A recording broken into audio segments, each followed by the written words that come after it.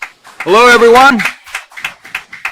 Great to see everybody back again to the Peaceful Solution Character Education Program Certification, Teacher Certification class.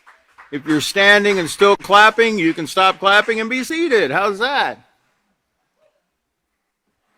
I know you're clapping for the Peaceful Solution, man. It's a great program, right?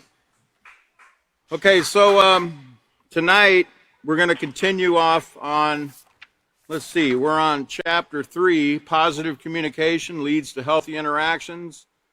And we will start tonight on page 49. However, as usual, we're going to go back and we got to review a little bit just to get ourselves up to speed because we forget a lot in 2 or 3 days, right? So let's go back just to remind ourselves of a few things. Start on page 43. Remember, we're talking about communication and healthy and how it creates healthy interactions. The last sentence in that first paragraph on page 43, in the first paragraph, it says, how we interact and communicate plays an important role in the quality of our relationships, okay? And that the last paragraph says communication is vital to our lives. If we're to be successful, we have to learn to communicate positively and effectively. And also, if we can look on page, 44, on interaction and communication, at the top it says, interaction simply means the way we affect and influence each other. And hopefully you wrote page 60 about influences from the character unit that we learned in our last book. In the second paragraph, it says, can you imagine being joyful, sad, upset, or scared and having no way to share that information with anyone? Right? Life would be lifeless, be like robots. We learned about words, all about words there in the next paragraph where it says words are powerful. They convey our needs, thoughts, feelings, and consequently our character.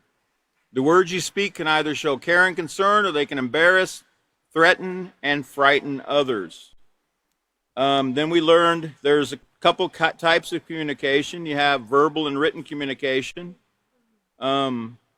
There's also other ways of communicating, like, they have sign language, etc.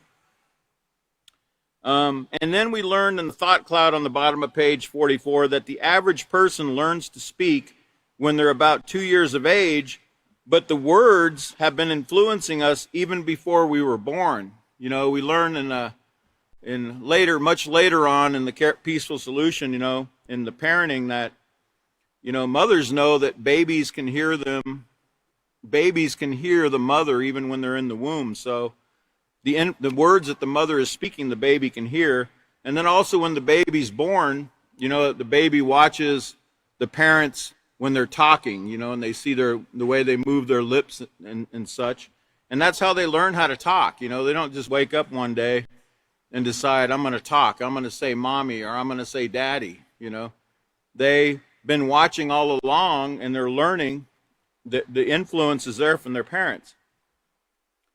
And then it says at the bottom of page, 44, it says, before the invention of the telephone, writing letters was the only means of communicating over distances. Okay, and it kind of reminded me when I read that about the Pony Express. You ever heard of the Pony Express? I didn't know the Pony Express only lasted about 1.5 years, okay? But it was a way of getting those letters, those communications from the East Coast to the West Coast in an average of about 7 to 10 days, okay? And I did a little reading up on it because I wanted to know more about it. And I learned there was like 190 relay stations, throughout the trail there on the east, from the East Coast to California. There was about 190 stations. There was relays of riders that would take these letters. They would ride their horse anywhere from 75 to 100 miles a day, okay, in that relay. And the idea started in 1860 with the election of Abraham Lincoln. In the prior election, It took like months for people in other parts of the United States to find out who their president even was. And they said, you know, we got to do something about this. We got to get the word out a lot sooner. And then you had the issue with the Civil War and things that were fixing to start. So they started the Pony Express. And when Lincoln was elected in 1860, within 7 days and 17 hours, the people in California knew who their president was. Okay, where before they had to wait, you know, months to find out. Okay, so that's just a little bit of information you can use. Remember what Chris, I believe it was Chris that talked about communication using big words, you know, not be using these big fancy $20 words that nobody, it's not impressive, you know, because nobody can understand a lot of those things. So that's why we in the Peaceful Solution, we try to keep it as simple as possible.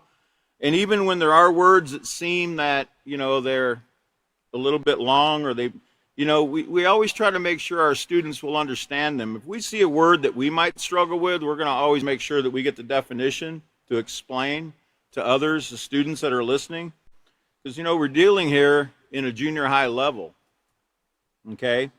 Let's see. Let's look on page 45.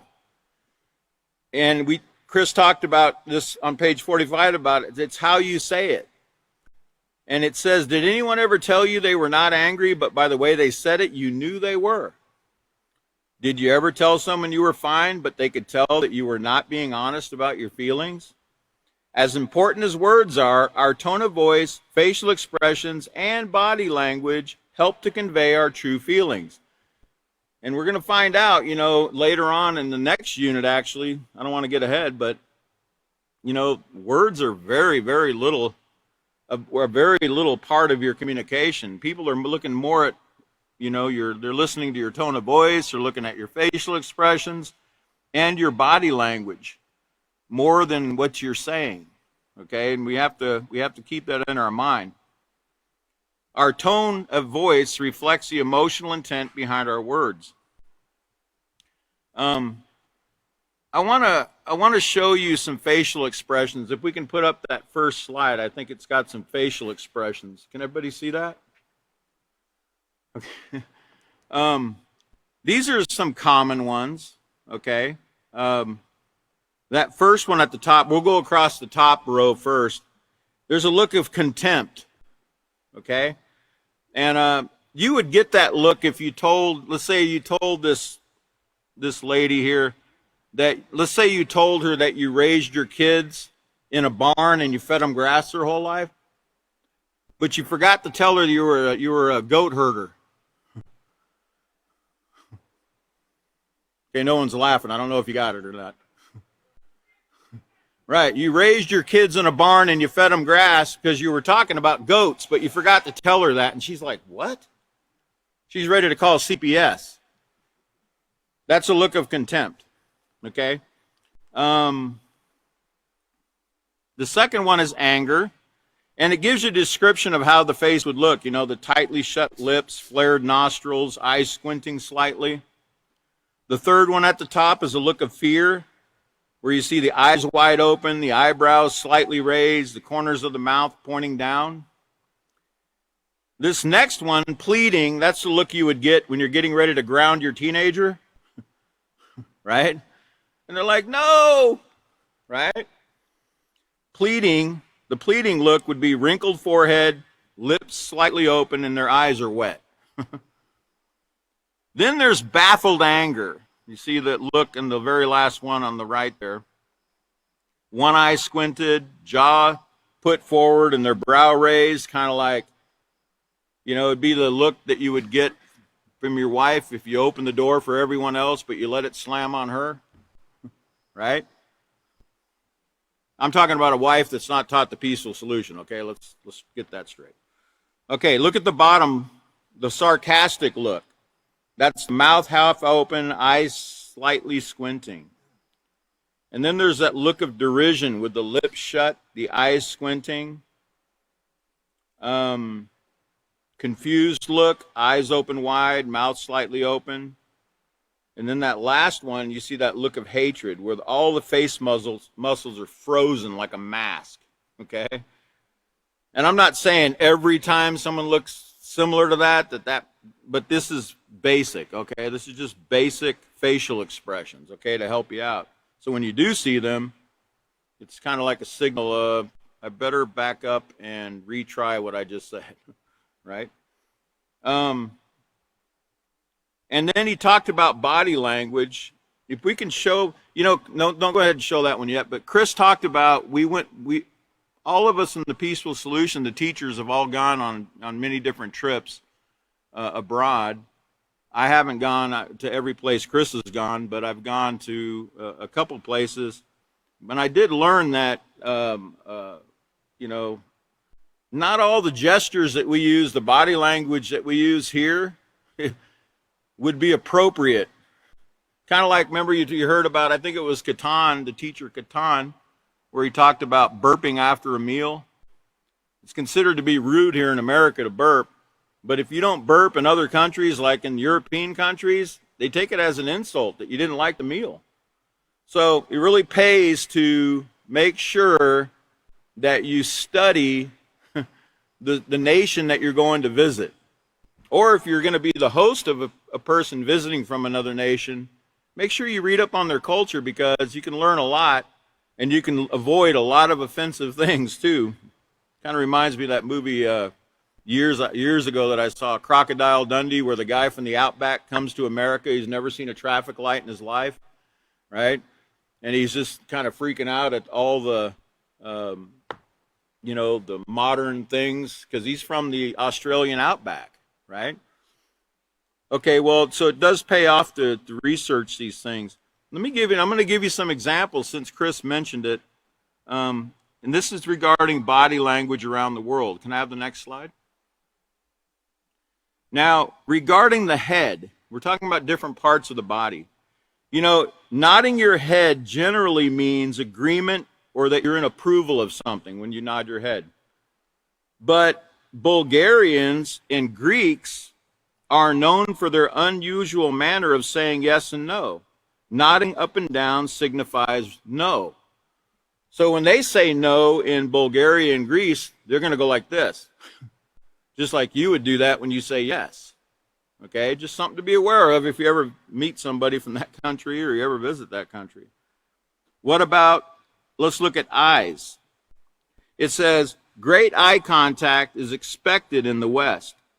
Strong eye contact is most notable in Spain, Greece, and Arab countries. But then it says, the Finnish people and Japanese are embarrassed by another's stare and seek eye contact only at the beginning of a conversation. So only at the beginning of a conversation will they look, but then they'll look away, they'll look down, or they won't look away, but they'll probably look down. If you look away, it's pretty much saying you're not interested in what that person has to say. I don't think they do that. Can we go to the next slide? And remember, we're talking about different parts of the body, the ears. Here it says the Portuguese tug their earlobes to indicate tasty food, but in Italy, this gesture has sexual connotations. And in Spain, it means someone is not paying for their drinks. Okay? The nose. Let's see. I can't really see that. Okay, the nose. It says, a hearty nose blow into a handkerchief is typical in the West, while public nose blowing is frowned upon by the Japanese. Just remember that, if you're ever in front of Japanese people or you go to Japan. Tapping your nose means confidential in England, but watch out in Italy, Let's see. Let's go to the next slide. How about, let's see. Just give me a second to catch up here. What are we on? We're on hands? No, we're on lips, right? Okay. It says lips. In some cultures, Filipino, Native American, Puerto Rican, and many Latin American cultures, people use their lips to point instead of their finger. I don't know how you do that. I'm not going to even try it, okay? But Somehow they know how to do it with their lips instead of their fingers. They can point that way. It says, in the West, people often kiss when they meet or when they say goodbye. In many Asian countries, it is considered too intimate of an action to be displayed in public. And then the arms, it says, many cultures use their arms freely, as in Italy, where they often wave their arms around when talking, or the United States. But Northern Europeans find it hard to tolerate gesturing with the arms. They associate it with insincerity and over-dramatization. And in Japan, gesturing with broad arm movement is considered impolite. Okay? These are just some of the things that you can learn, from other cultures. Can I go to the next slide? How about hands? It says the American goodbye wave can be interpreted as a signal for no in many parts of Europe and Latin America. So when you do the hand waving in Latin America and Europe, it actually means no. Okay? It's not, they don't take it as a hi, how you doing? In Malaysia, it is taboo to point with your index finger, but you can point with your thumb. Thumbs up is used in many cultures, none more so than Brazil, however, where the signal is used everywhere. However, it's a rude sexual signal in some Islamic countries, Sardinia and Greece, and can signify the number 1 in France. I think I forgot to read the top there about the Italian. The Italian goodbye wave can be interpreted by Americans as come here. So instead of doing this, they'll do this. Or they'll do this for come here. Is that right? No, the Italian goodbye wave is like this instead of like this. Okay. And the last one, if we can show the last slide, we talk about legs. Remember, we're talking about body language. Sitting cross-legged is common in North America and some European countries, but it's viewed as disrespectful to show the sole of your shoe to another person in Asia and in the Middle East. Okay? That's interesting, Those are just little things that, you can keep in your, this knowledge. It's what we're doing is we're gaining information, we're gaining knowledge, and it could come in handy someday. You just never know, right? And let's go over now to page 47. We're just kind of catching up to where Chris left off, where it talked about being careful of the messages that you're sending with your body language. I just want to say one thing about the third paragraph about clothing or about dress. It says, on the other hand, modest clothing that is not revealing as well as proper conduct can also reveal aspects of your character. It says to others that you respect yourself as an individual and that you can expect members of the opposite sex to respect you too. But the paragraph up above that, it says, consider what it is you're saying about yourself when you walk and dress in a way that is meant to turn heads.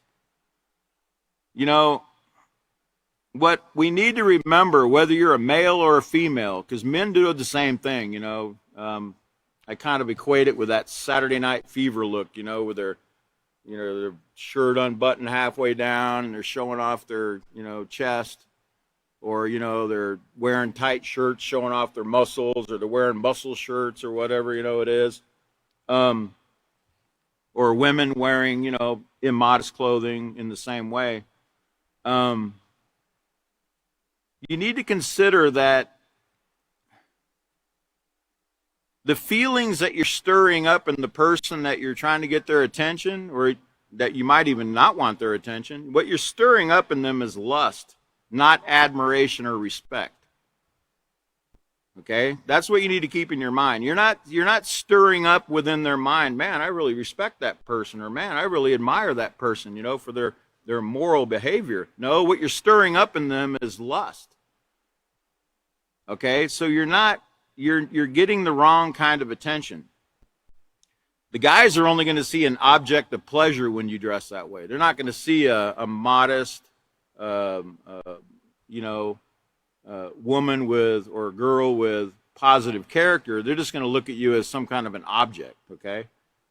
So remember, keep dress for respect. Dress modestly, dress the right way. You don't want to. You might get the wrong attention, like some people have. I remember reading one time about a girl that dressed immodestly in a parking lot. She got kidnapped in a Walmart parking lot, and it came out in the story that what attracted the guy's attention that kidnapped her and raped her was the way she was dressed.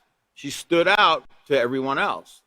And I'm not saying that occurs every time. I'm just saying that, and it can occur to someone that's not dressed immodestly. I'm just saying, as a general rule, it's like a flashing light.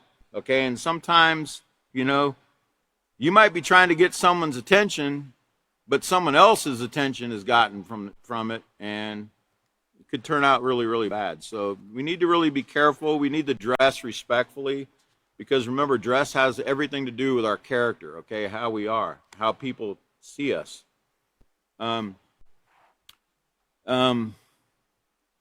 If you try to draw the love of a man or a woman by dressing immodestly, you're drawing the wrong kind of man or woman.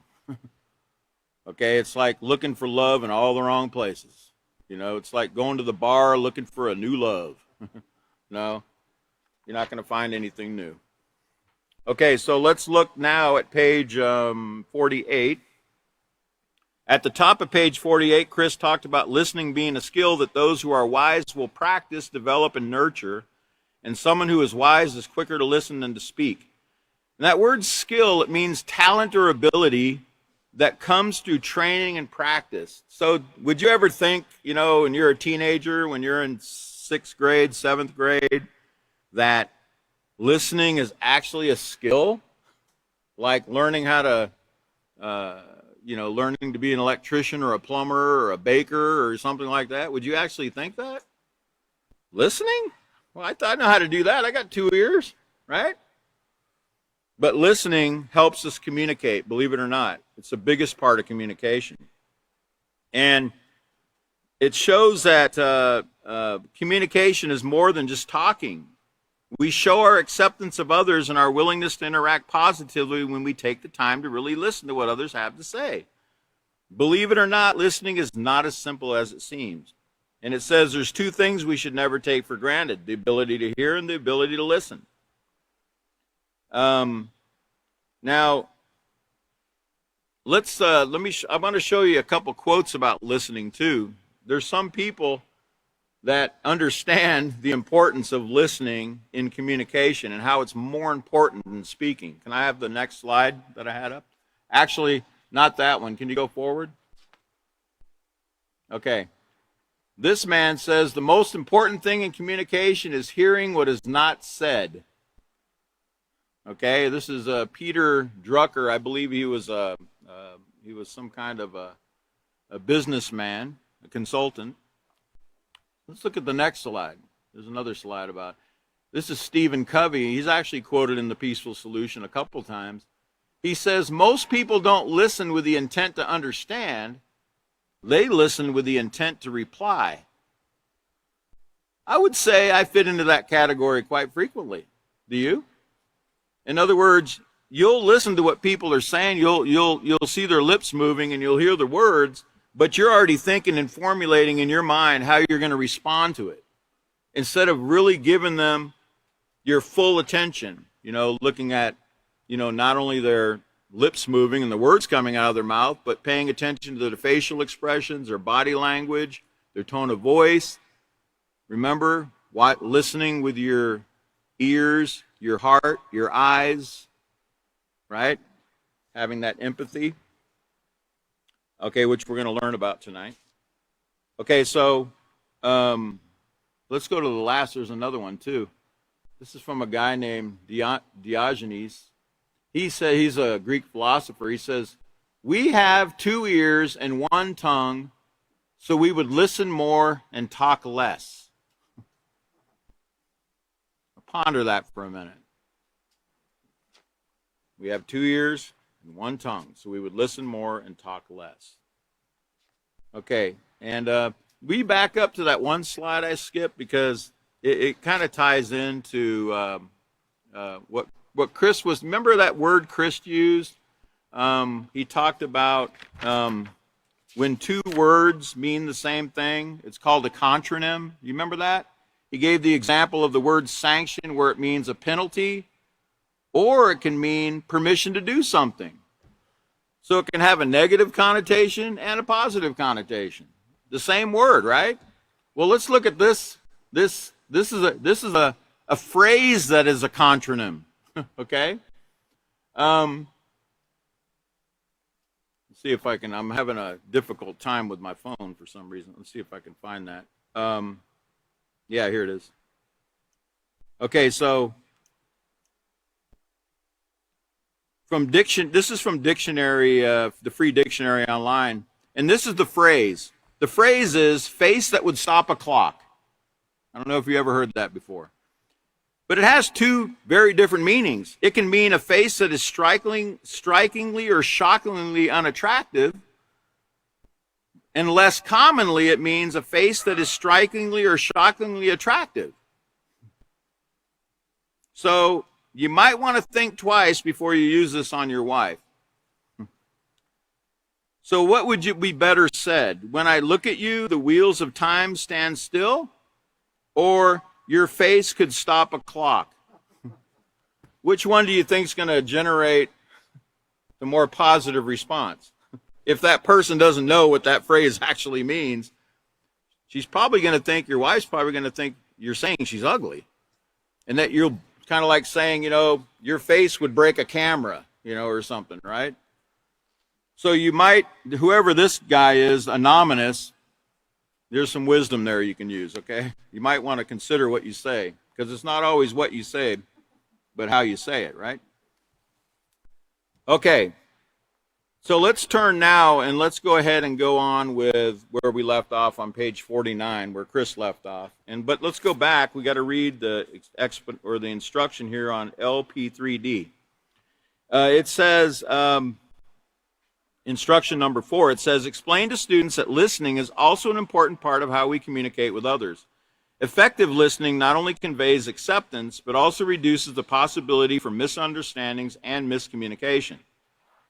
And boy, I'll tell you, with the advent of the text messaging, a lot of things are misunderstood. Okay, a lot of things. That's why you have to use certain emojis to let them know, you're not, really serious or, whatever, because sometimes people take things wrong. Okay, so it says, have students turn to page 49 in their handbooks and read the section entitled Listening is a Choice. Stress that listening is a skill that requires practice. Have students read and answer the questions in the section entitled, Are You a Great Listener? Found on page 50, and discuss how poor listening skills affected the characters and their interactions with each other. So let's turn to page 49, Listening is a Choice. It says, when we really listen to people, we not only hear their words, but also their tone of voice. In addition, we observe their facial expressions and body language. In other words, we listen with our ears, eyes, and heart. This is called listening with empathy. Okay? And empathy, just means putting yourself in their shoes, how would you feel if you were in that situation? We'll look at that a little deeper here. Listening with empathy simply means to listen to gain a true understanding of what you're being told. It means putting yourself in the other person's shoes and walking that mile with them. Not only is listening a choice, notice it's a choice. You didn't know that before, did you? Before you came to the Peaceful Solution, you didn't understand that. But it is a choice, but it's also an effective skill that will serve you well in your future. Remember what a skill is. A skill is something, a talent or ability that comes through training and practice. So from now on, once you learn about listening and how it's a choice, you have a choice to make from now on when you listen to people. Young people. Meaning that you have the choice to either listen with the intent to just speak after they're done, or you have the ability and the opportunity to start listening with empathy, with your, not only your ears, but your eyes and your heart. Now, it says to really listen to someone requires having the right attitude. You must want to hear and understand what that person is saying. You must want to. You see, it's a choice. But before you got this lesson, you didn't know that. You didn't know it was a choice. You did, because you didn't even know all these things you're learning right now about what listening actually entails. But from now on, going forward, we need to really try to put this into practice with people. Now, turn back to, if you have your character unit, I want to read something from page 14, because it says to really listen to someone requires having the right attitude. And I'm going to be reading from page 14 of the character unit, where it says, number 2, respectful. It talks about the positive character traits. I'm going to read you what it says about respectful. Respectful means to value others as important as yourself and to allow that to show through your actions and attitudes. Notice the attitude. You show it through not only your actions, but also your attitude. And we just read that you have to have the right attitude to really listen to someone, to really want to listen to someone. Okay? So notice, this requires respect and having the right attitude when you listen. You must want to hear and understand what that person's saying so that there can be no misunderstandings. This requires your full attention. Now, guess what? Guess what, guys? I get in a lot of trouble with this personally, because a lot of times when I get a phone call or someone's talking to me, I might be studying something or researching something or doing another task when they're talking to me. And then I don't always hear everything that's being said because I don't always stop, turn my head toward the person, and give them that full attention that they actually need at the moment. And guess what occurs? I get reminded, the next day or later on, somebody will tell me something and I'll go, you never told me that. And they'll be like, yes, I did. And I'm like, you never told me that. Yes, I did. But you weren't listening to me. And I tell you, a lot of times I'll be like, because remember, I'm still practicing this too, okay? It takes practice to do this, okay? And it takes the right attitude to do it. You have to really want to hear what that person is saying, okay? And my recommendation is, if you really want to hear what somebody's saying, you really got to stop and take the time to listen. Just even if it's just for a moment, just take the time to listen. I'm talking when somebody's there in front of you and they're trying to talk to you about something. It really helps to stop, engage them, and watch everything you're being told here, their facial expressions, their body language, and their tone of voice. Granted, you can't do that when they're on the phone, but you still need to give them the attention that they need, because I'm telling you, it cuts down on a lot of issues later. Because I'm telling you, people start to really think, you know what? You don't care about me. You don't respect me. You don't love me. You're not concerned about what I have to say. Okay? You can avoid that. We can avoid that by putting these things right here into practice. Okay? So there isn't any misunderstandings, because you might not, I don't mean to convey that to anybody. I don't mean to convey that I don't care about somebody, or I'm not concerned for what they're saying. But by my actions, I actually am sometimes. Okay? So this is something that we can all employ in our lives, and we can get some really great results. People pay people big money to listen to them. Do you realize that psychiatrists are paid top dollar for just to sit there and listen to somebody talk to them? People like someone that'll listen. Okay, so listening is a lot more important. People don't pay you to talk for the most part. They pay for you to listen. Okay? So I'm not saying go out and you're not going to make any money here, okay? So forget about that. But what I'm saying is be a listener. It really does pay off with people. So here's a few points to remember when you're listening. Back on page 49, it says, here's the do's. Do repeat the intent of their words in order to ensure understanding of what's being said. In other words, repeat back to them what you think they just said so there's no misunderstanding later on.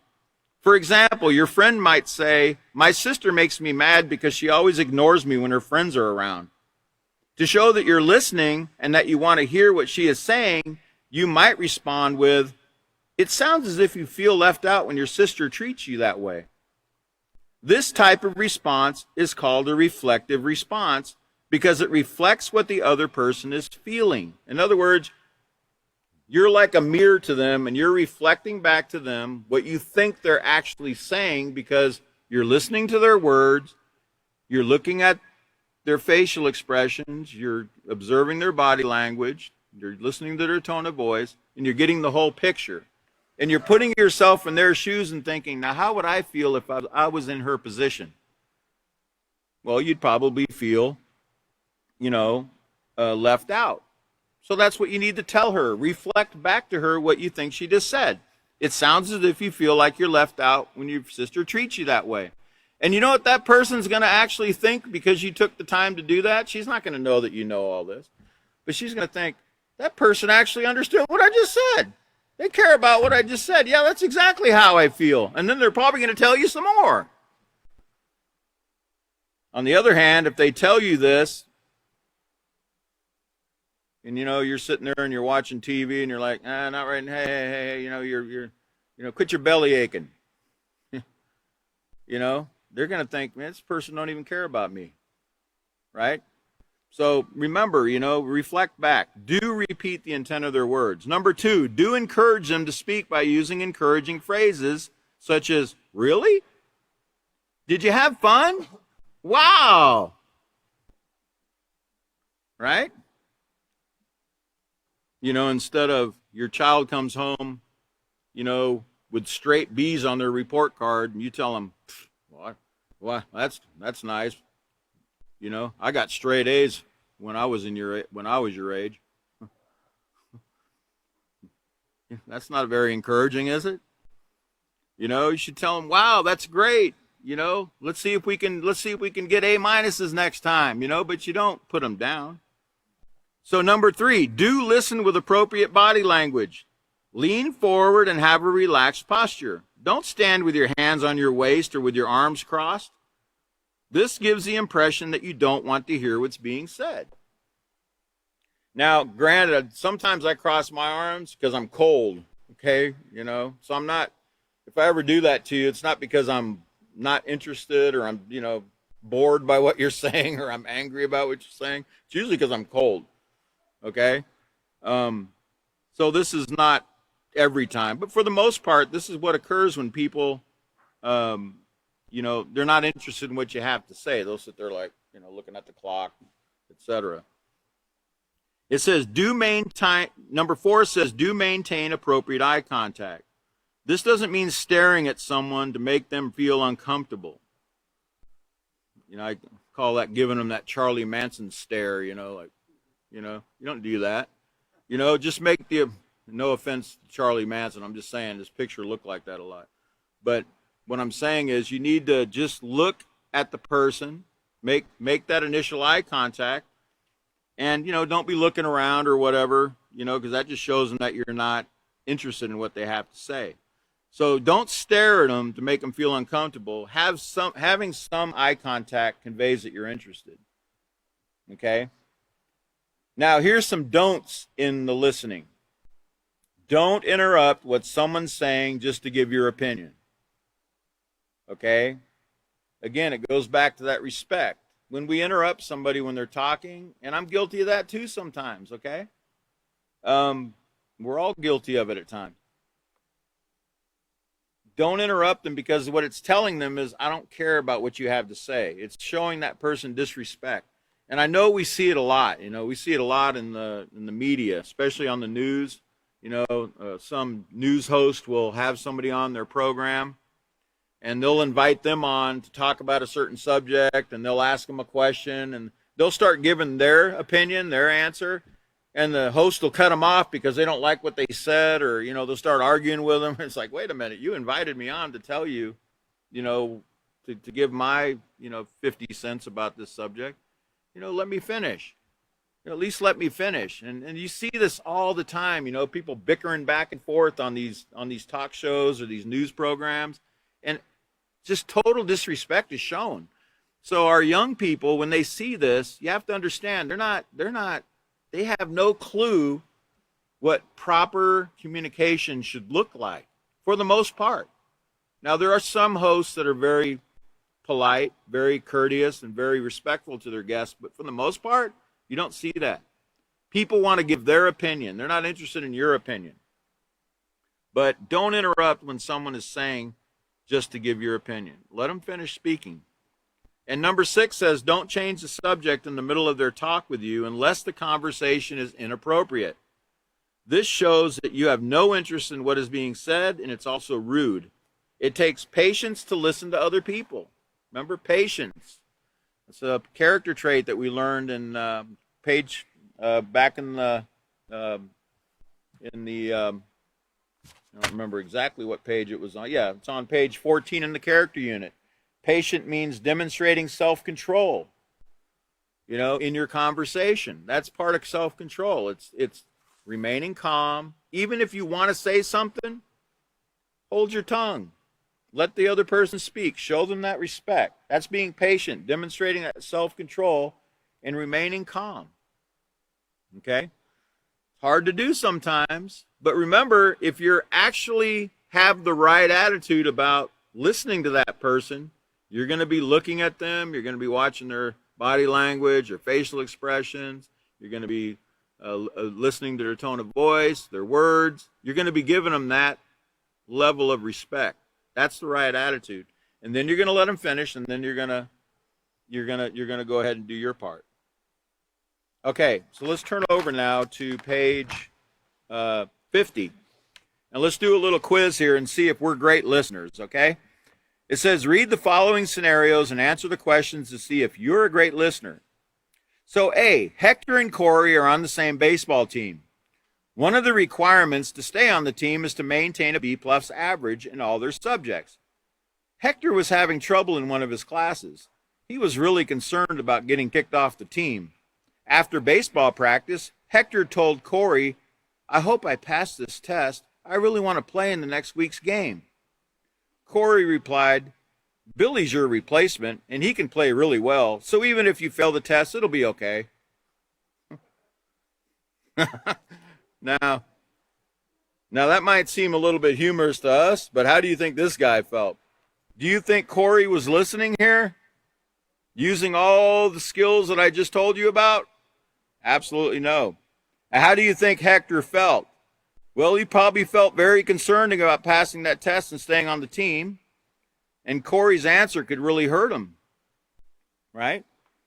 If you were Corey, what could you have said to show Hector you were listening? Remember this reflective response. It says, I would have encouraged Hector, saying that if he studied, he was sure to do well on the test. I would also let Hector know that he needed to do his best in his class so he wouldn't have to worry about being removed from the team. So he would give him that encouragement. He would make him feel like you can do this. He wouldn't make him feel like, oh, don't worry, you're not needed anyway. We got somebody else that can take your place. That's not helping the guy. All right, let's look at B. Kyle and Byron have been friends since 4th grade. Lately, Kyle's been having problems with someone picking on him. He tells Byron, I hope he doesn't follow me home. He keeps trying to get me alone so he can take my money. Oh, don't worry about it, said Byron. You don't even have any money. So, was Byron really listening, guys? No, he wasn't. So how do you think Kyle felt? You think it made him feel more comfortable and relaxed and confident and secure and safe? Absolutely not. He's probably more nervous and worried and frightened because the guy didn't hear what he just said. This guy don't care how much money he's got. He's going to shake him down. Right? Bullies don't always care how much money you have. They'll take your penny if that's all you got. Just to make you feel low, humiliate you. So number 3, it says, if you were Byron, what could you say to Kyle to show you were listening? Remember all the skills we're learning. We could encourage Kyle to talk to a counselor or his parents to get the bullying to stop. We could walk home with Kyle to make sure he felt more secure. That's what a true friend would do. They would stick close to that person, make sure that he's okay, to make him feel like he doesn't have to worry. That doesn't mean you would confront the bully and beat the bully up for your friend. No. That's not what we teach in the Peaceful Solution. Retaliation is never an option. But you could walk him home, right? So the next scenario is C. It says, my sister's getting married, Jenny said with excitement. I'm going to help her pick out her dress and flowers. Oh, that's nothing, said Lisa. When my sister got married, I got to help her pick out her dress, flowers, and help her choose the food for the menu. So, was Lisa a great listener? No. How do you think Jenny felt? I mean, here she is. She's all excited about what she's planning, right? For her sister's wedding. Now, what could you say to Jenny to show that you were listening? Well, we could have asked Jenny what color dress or what type of flowers she wanted. We could have showed that interest, It's called stop being selfish, like how sometimes we want to outdo somebody else, We had a similar experience and they're trying to tell us they're all excited about their experience, but then we try to say, oh yeah, well, that occurred to me one time too. Yeah, and guess what? We try to outdo them, instead of sharing in their excitement, instead of sharing in their joy, right? And it ruins it for them. Okay, so remember, this is what a great listener would. Great listeners would not do these things that you just saw. Okay, but if you were a great listener, we would do what number 3 showed us in each one of those situations. Now let's go to LP3G. I had some children that could come up here and do this activity. This is so much fun. Number 5 on LP3, page D, it's an activity that says, say it and mean it. And this activity will allow students to gain an appreciation of the importance of our facial expressions and tone of voice when interacting with others. So what you got to do prior to the lesson is you need to cut and separate the cards that are found on lesson plan 3, page G of the teacher's manual. You can put them in like a paper bag or something. And ask volunteers to come to the front of the class and demonstrate the directions on the card. Allow students to take turns drawing a card. After each demonstration, ask the class if the facial expression matched the words being said. Emphasize that our facial expressions will sometimes say what our words do not. Flip over one page there, and you'll see the cards that you're supposed to cut out, where the say it and mean it activity. And I'm telling you, this will really have you rolling. This is really fun for students because it gives them an opportunity to role play and do things that are really strange. Okay, and I'll give you an example. The top one, it says, with a smile, face the class. Remember, they have to do this. They have to act this out. With a smile, face the class and say, how could you do something like that? Right? But you have to smile when you're saying it. Okay? Or smile and then say, I'm very angry. Like smile and say, I'm very angry. Or how about this one? With a cheerful smile, face the class and say, my puppy died. Does that quite match? The words match what took place with your puppy? Shouldn't your facial expression be a sad face? But they get to do these activities to kind of, and it really is very, very a lot of fun. It says, another example, with a look of joy, face the class and shout, stop, but have a joyful look on your face when you say it. Stop! So if you were crossing the street with your child and you smiled when you said, stop, do you think they would take that serious? Do you think they would stop? So it's an exercise to show that, what you're saying doesn't match, what you're hearing. Or, that your gestures and things aren't matching what you're actually saying. So it's a lot of fun to do. Okay, so let's go over now to LP3,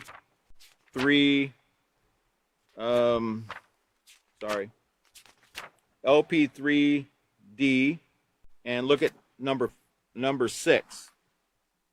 You still have some time. It says, explain to students that respect is also an important part of how we interact with others. Just as listening conveys respect, so too do our words and actions. Tell students that respect is conveyed when we treat others and their property with care and concern. Have students turn to page 52 in their handbooks and read and discuss the section entitled Respect. Emphasize to students that if they are ever unsure as to whether they are speaking or behaving respectfully, they should stop and ask themselves if they would want others to speak to or treat them in that same manner. Okay? Remember, doing to others what we want done to ourselves. The golden rule there. Let's turn over now to page 52 and look at respect. It says, healthy interactions with others also means having mutual respect. Now, everybody wants respect. They want their feelings, dreams, thoughts, and ideas, everything that makes them who they are, treated with care and concern. Everybody needs to know that they matter to someone else. Having respect for others and receiving their respect in return are ways in which we make our interactions positive. Okay? Because remember, this is what we're learning in this particular lesson. Remember, it's called Positive Communication Leads to Healthy Interactions. So let's look at some do's and don'ts of respect. And from page 14, again, of the character unit, I just want to read what respectful means. It means to value others as important as yourself and to allow that to show through your actions and your attitudes. Remember what we learned about listening and attitude, having the right attitude? Okay, so number 1, it says, do use appropriate language. Being angry is not an excuse to use foul language. And a lot of people actually do believe that it is. They believe it gives them the right to yell, scream, raise their voice, throw things, curse, because they're angry. They feel they have the right to do that, and that's not true. Cursing shows a lack of self-control. So what if you can string the bleeps together, like the rappers do, when they use foul language? Cursing doesn't solve anything. If you have a problem, use appropriate words to solve it. Don't just stand there cursing. You have thousands of words at your disposal.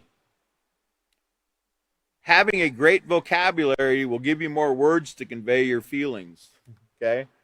You're not showing how smart and intelligent you are by using the bleeps, the foul language. You're actually showing you're not very educated. Okay? So what this is saying is go get a dictionary and look up some words you can actually use in place of the words that you would like to use to better convey how you're feeling. And I'm not saying threatening words. Don't look up threatening words and things. I'm saying look up words you can use to convey how you actually feel about the situation. But don't use the cursing. That's not respectful in any means. Foul language is just foul. It's foul. It's like cigarette smoke to somebody that don't use it. Okay? And you never know how much those cigarettes stink until you stop smoking. When I told you before, when I used to smoke, I never smelled anything on anyone because I smoked. I stopped smoking, man, woo! Foul language is the same way. When you stop using foul language and you hear it, it's like, oh, man, that hurt. Right? Number 2, do not name, call, put down people, or mock people. Don't mock your teachers. One way you mock your teacher says, you need to make sure you do your homework tonight. And you're like, you need to make sure you do your homework tonight. Imitating and mimicking what they just said in a disrespectful way, that's mocking. Okay? Calling someone a name or using a racial slur doesn't explain how you feel. It causes hurt feelings and puts others on the defensive. Treat others the way you want to be treated. Remember, this is about acceptance. Okay? Number 3, do ask permission before touching or borrowing someone's property. Stealing can really affect the way people feel about each other. Where stealing exists, Trust does not. And trust is necessary for positive interactions. Can you put up a slide for me? Because I want people to understand, before we got into this junior high acceptance, we had to go through the kindergarten or early learning program through 5th grade program. And I want to show you some of the things we learned before we even got to this. We had to set a foundation in the Peaceful Solution. This is from the Introduction to the Peaceful Solution. These are the basic moral principles of the Peaceful Solution Character Education Program that we learned in the primary grade program, the K through 5th grade. We learned ownership. The first step in teaching not to steal is to introduce students to the concept of ownership. Students must understand that everyone has the right to own possessions and the right to make decisions concerning them. When others deprive us of the things we own, or we deprive others of the things they own, it causes hurt feelings and resentment. Teaching empathy as well as respect are important aspects of teaching why stealing is wrong. When youth disregard the rights of ownership of others, hatred and violence can be the result. Just simply putting your hand on someone's things or touching or taking without permission causes conflicts. Let's go to the next slide. The second pillar we learned, there's 5 pillars that we learned in the elementary series. The second one is respect. Students are provided with a broad understanding of what it means to respect others by showing care and concern for them and their belongings, regardless of the person's gender, culture, skin color, ideologies, or any other differences. They will see how a lack of respect among people contributes to the many social problems existing today. Okay? So that's the second pillar. You have ownership and respect. The third pillar, can I have the next one, is the importance of asking. Remember, these lessons were taught to us in this order because we're going to get to a final pillar here that's very important. The importance of asking, it says many problems can arise if students do not ask to use, touch, taste, have, or borrow anything that does not belong to them. Getting into the habit of asking will eliminate many of the problems we see in the world around us today. Students learn that a person who seeks permission understands ownership.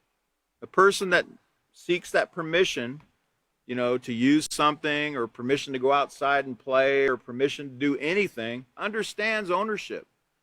Because remember, children do belong to their parents, and children need to recognize that, they can't just go outside and do anything. They need to ask their parents first. But we learn these things in the elementary series. Can you go to the next one? The fourth pillar was self-control. Students will learn the importance of controlling their emotions. Control over our thoughts, feelings, and actions is one of the most important skills a person can learn. Because remember, you have to control your thoughts. When you see something and you want to touch it that belongs to someone else, it all starts with a thought. Okay, so we need to learn to control our thoughts, and that's where self-control comes in. Children who are taught to think before acting will have the ability to make right decisions concerning themselves and others. They will learn that their choices can lead to positive or negative consequences. Now, why did I just read all those pillars? Because we just read here in the book that stealing can really affect the way people feel about each other. Can you show the final slide? The final pillar in the Peaceful Solution in the lower grade there in the elementary series is do not steal, or honesty. The concept of do not steal or honesty is the culmination of the previous concepts: ownership, respect, the importance of asking, and self-control. They have to learn those 4 to even understand what stealing actually is. It is of utmost importance that students see the rewards of asking permission, being honest, and respecting others and their possessions. They will understand that stealing definitely poses a number of problems, not only for themselves, but also for their parents and many others who become affected by it.